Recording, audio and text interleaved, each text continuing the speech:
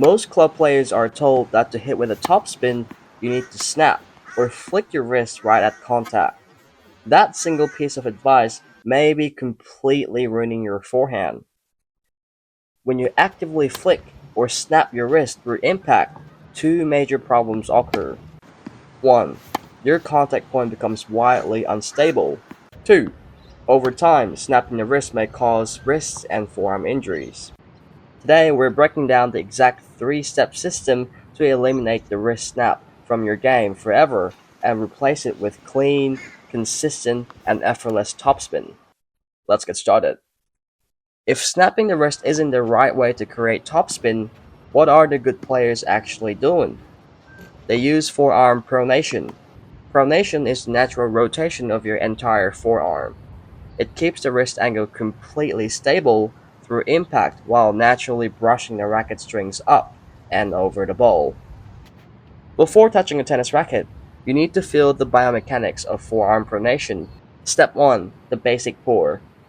Hold the water bottle vertically in front of you. Turn your forearm so the top of the bottle tilts downward, as if you're pouring water out onto the court. Notice where that movement happens. It isn't a bend at wrist joint. It's a smooth rotation originating in your forearm. Now let's make the movement bigger. Hold the bottle sideways, cap pointing right, bottom pointing left, and this is for the right-handed players. Practice rotating the bottle so the cap turns to the opposite direction. Remember the feeling of this forearm rotation. Step 3. The full forearm motion. Hold the bottle just like the grip of a tennis racket. Turn side on into your unit turn, with the cap pointing back and the bottom of the bottle pointing straight toward the target. Slowly swing the bottle forward and finish over the shoulder. As your swinging arm reaches 45-degree angle, start the pronation. The cap should point back in the beginning and starts pointing up during the contact.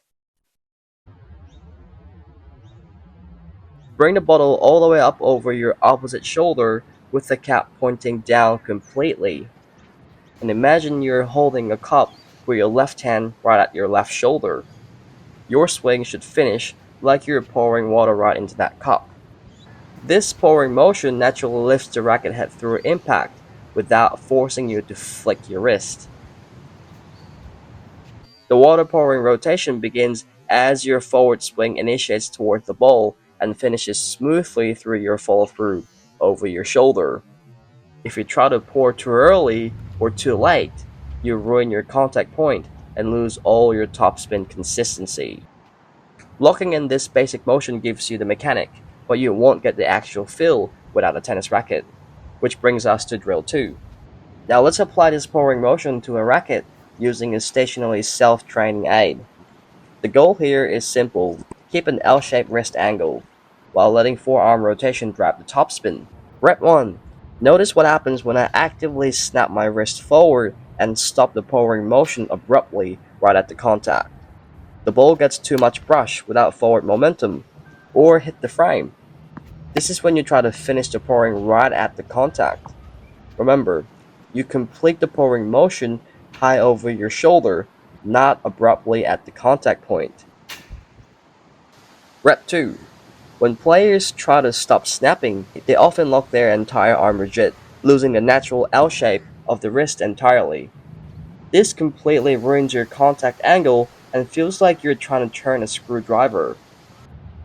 Always check that the butt cap of your racket points straight toward your opponent right before you swing forward. That setup naturally locks your wrists into a stable L shape, ensuring a clean, square racket face at contact. Rep 3. Keep the wrist set in a consistent, relaxed L shape. Initiate the forward swing, let the forearm rotation naturally brush the strings over the ball, and complete the full pouring finish over the shoulder. If you want to check out the training products to practice this, check the links in the description box below. Now it's time to take this muscle memory into live ball hitting, using a partner feed or a ball machine. We'll build this in 3 distinct distance steps. First, from the service line. Start close, don't worry about power or pace. Focus 100% on feeling the ball dwell on the strings while your forearm pronates smoothly through the strike zone. 2. The midcourt. Step back halfway between the service line and the baseline. Maintain the same relaxed wrist structure and smooth follow-through finish. And 3. From the baseline. Move all the way back to the baseline to hit full ground strokes. When you move back to the baseline, do not try to generate extra power by whipping your arm or snapping your wrist. Drive must come from your legs and hip rotation. Your leg pushes into the court to drive the upper body forward, while your forearm simply executes the smooth pouring motion. Relying solely on your arm creates stiffness and ruins control. If you want to master forehand topspin, click the link to my tennis website in the description, enter your email, and get instant access to my premium video.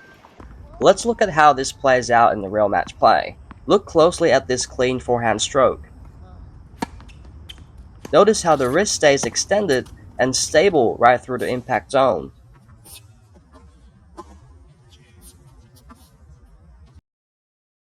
The topspin isn't created by a wrist flick at a contact.